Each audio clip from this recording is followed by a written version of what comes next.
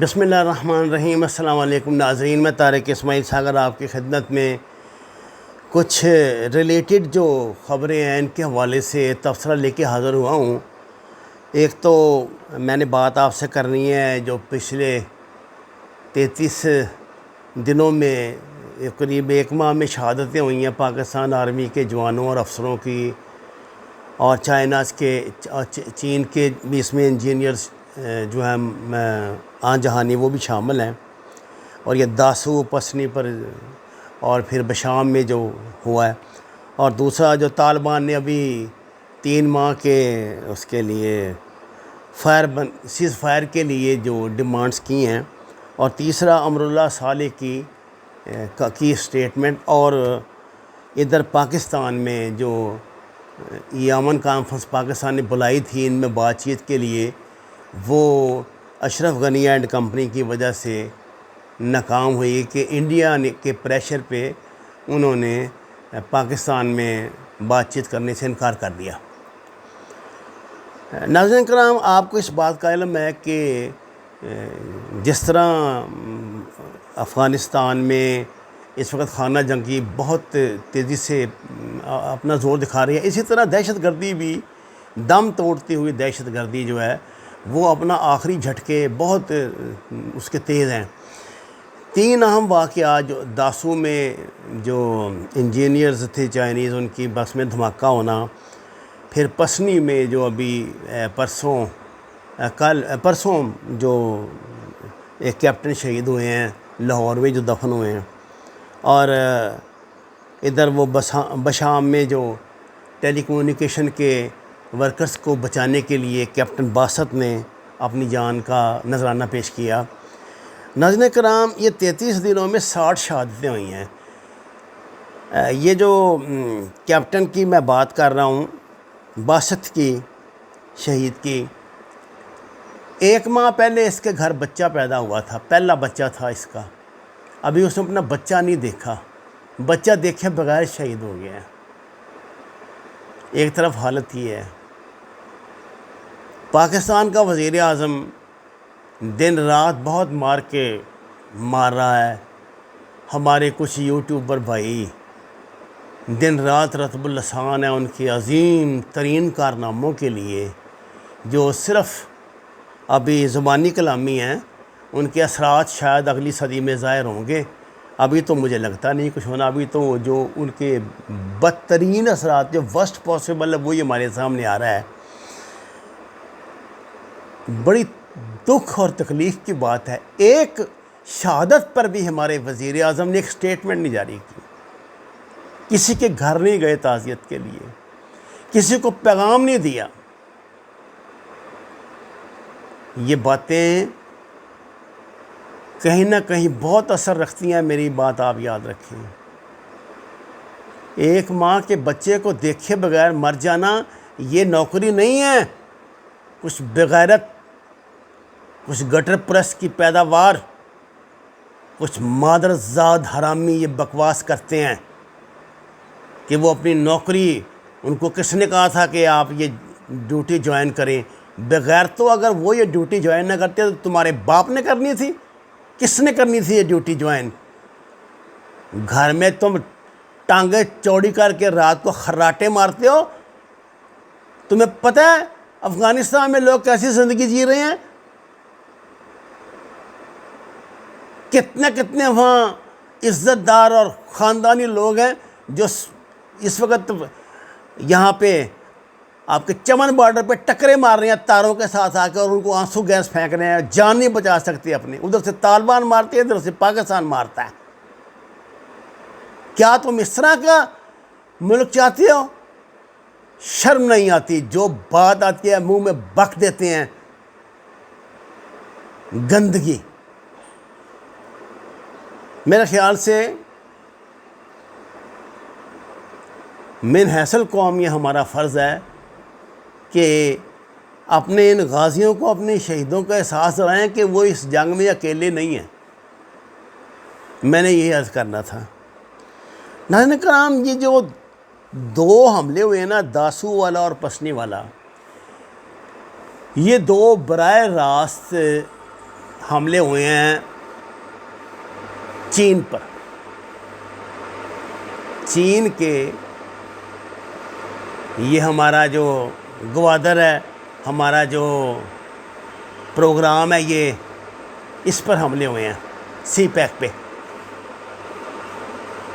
اس کا نوٹس پاکستان سے زیادہ چین نے لیا ہے. چین نے پاکستان سے کہا ہے کہ جی آپ نے کیا کارروائی کی، آپ کیا کر رہے ہیں. وہ بالکل ان ٹچ ہیں. اور میں آپ کو بار بار کہہ رہا ہوں کہ بڑا شاندار موقع ہے. چین کے ساتھ میکنزم بنائیں آپ. اس کا چین کے ساتھ میکنزم بنائیں اپنا سیکورٹی کا کوئی. اور آپ کو اس پہ الرٹ ہونا پڑے گا. یہ امراللہ صالح کو آپ جانتے ہی ہیں.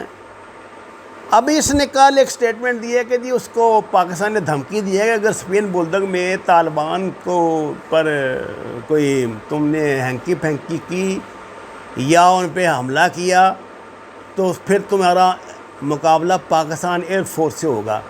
یہ انتہائی یہ اس نے ٹویٹ کیا. یہ انتہائی بکواس اور جھوٹا ٹویٹ ہے.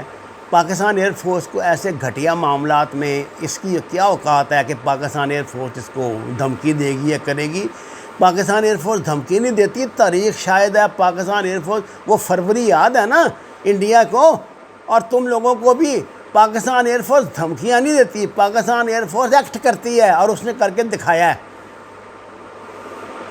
ناظرین کرام، ابھی طالبان نے تازہ ترین پہ ہے یہ خبر کہ ان کو پیشکش کی ہے افغان گورنمنٹ کو کہ جناب آپ 3 ماہ کے لیے وہ جنگ بند کر دیں گے تو آپ ایسا کریں کہ ان کے 7,000 قیدی رہا کریں اور جو UN کی بلیک لسٹ ہے اس سے خارج کریں جو افغان طالبان لیڈر ہیں ان کو.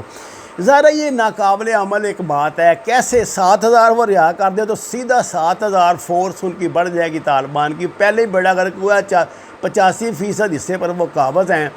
یہ اسٹریٹجی اصل میں اس وقت یہ ہے ان کی جو رجیم ہے اس کی افغانستان کی کہ وہ اپنے آپ کو سینٹرلائز کر رہے ہیں. انہوں نے جتنا بھی خطرناک اسلحہ جو بھی ان کے پاس ہیں، جو ویپنز ہیں، جو ویپنری ہے، اس کو سبربن سے ہٹا کے تو یہ جو اہم سینٹرل پوائنٹس ہیں نا جو وہاں میٹر کرتے ہیں، مطلب شہروں، وہ جو شہر میٹر کرتے ہیں ان کے گرد لگایا اور طالبان انہیں وہاں ٹچ نہیں کر رہے. طالبان جو کمزور مقامات ہیں وہاں حملے کر رہے ہیں.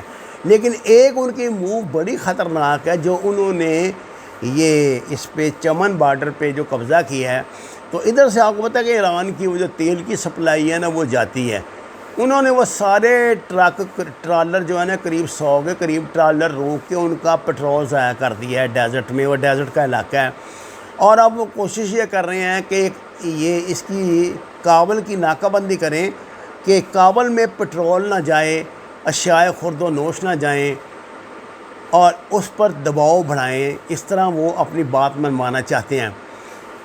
ان کی اسٹریٹجی کتنی کامیاب ہوتی مجھے یہ تو نہیں پتہ، کیونکہ ابھی تک تو کوئی لیتھلی انہوں نے رکھا ہوا ہے اپنے ویپنز جو رکھے ہوئے ہیں کابل گورنمنٹ نے، کابل رجیم نے. ابھی تک مجھے نہیں لگتا کہ انہوں نے باقاعدہ مطلب کوئی حملہ آغاز کیا ہو یا کچھ کیا ہو. ابھی تک تو ویٹ اینڈ سی کی پوزیشن ہی چل رہی ہے.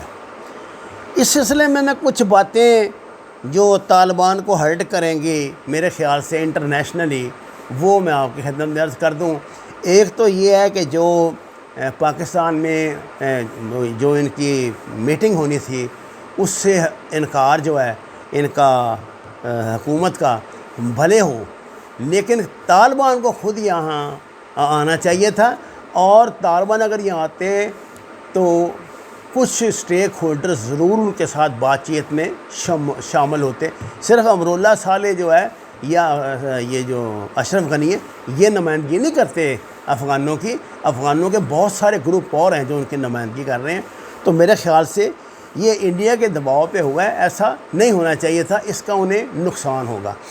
اور ایک اور جو بڑی اہم بات میں نے آپ کی خدمت میں کرنی تھی ناظرین کرام، وہ یہ تھی کہ اس وقت عملاً صورتحال یہ ہے کہ اس ہمارے چمن بارڈر پہ جو افغان مہاجرین ہیں بیچارے، ان کی بہت بری حالت ہے۔ وہ پاکستان جان بچانے کے لیے پاکستان آنے کی کوشش کرتے ہیں تو ادھر سے ان کو طالبان مارتے ہیں، ادھر پاکستان نے ان پہ آنسو گیس وغیرہ پھینک کے ان کا راستہ بند کیا ہوا ہے۔ میرے خیال سے انسانی ہمدردی کے تحت آپ انہیں ادھر ہی چمن بارڈر پر ہی ان کے کیمپنگ کر دیں، لیکن انہیں آنے دیں، کیونکہ انٹرنیشنل دنیا میں یہ بات شاید آپ کے حق میں نہ جائے۔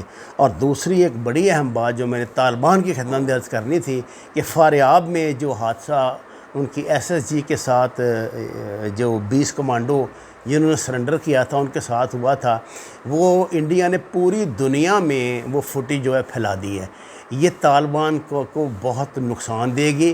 میں آپ کو عرض کر دوں، فاریاب میں 20 جو ان کے کمانڈوز تھے جو لڑ رہے تھے ان کے افغانستان کے، ان کو طالبان زیادہ فائرنگ کے بعد بار بار سپیکروں پہ انہیں کہتے ہیں کہ ہتھیار ڈال دو، تمہیں امن پناہ دیں گے، امن دیں گے، جس پہ پھر انہوں نے ہتھیار ڈالے اور اپنے ہتھیار پھینک کے وہ اپنے جس مورچے سے باہر آئے۔ 20 وہ کمانڈوز تھے، تو طالبان نے 20 کے 20 جو کمانڈوز تھے ان کو مار دیا۔ یہ فوٹیج موجود ہے، پوری وہ ہے میڈیا پہ موجود ہے، آپ دیکھ سکتے ہیں۔ اور خاص طور سے یہ چیزیں جو ہیں وہ انڈین میڈیا کی اور اینٹی طالبان میڈیا کی ضرورت ہیں۔ ان سے ان کا امیج بہت خراب ہوگا۔ وہ پہلے پروپیگنڈا کر رہے ہیں کہ یہ اسکولوں کو آگ لگا رہے ہیں، یہ کر رہے ہیں۔ ہم جانتے ہیں ایسا نہیں ہے، ہم جانتے ہیں یہ بھی کوئی جھوٹ ہوگا، کوئی غلط فہمی ہوگی۔ ان کو کیا ضرورت تھی جنہوں نے سرنڈر نہیں کر دیا ان کو مار دیا؟ جنہوں نے پہلے سرنڈر کیا انہوں نے ان کو امان دی ہے، ان کو پناہ دی ہے، ان کو چھوڑ دیا ہے، کچھ نہیں کیا، تو ان کو کیا؟ لیکن اس سے پہلے 5 یا 6 ایئر فورس کے ان کے پائلٹوں کا قتل، اور اب یہ 20 کمانڈوز کی جو موت ہے اس طرح، مطلب سرنڈر کرنے کے بعد۔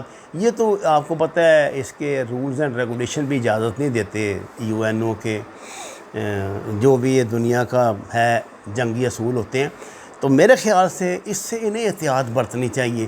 یہ چیزیں آگے مستقبل میں ان کے لیے نقصان دہ ثابت ہوں گی۔ ان کا وہ کریکٹر بلڈ ہوگا جو دشمن چاہتا ہے۔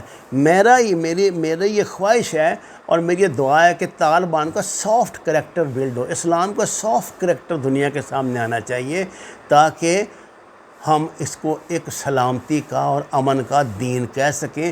جنگ و جدل، مار دھاڑ کا دین اسے نہ کہلوایا جائے۔ وما علینا الا البلاغ المبین۔ ناظرین کرام، درخواست ہے قرآن اور نماز کو ترجمے کے ساتھ جانیے۔ ہمارے چینل کو سبسکرائب کریں، لائکس دیں، سچ کے سفر میں ہمارا ساتھ دیں۔ آپ کا بہت شکریہ۔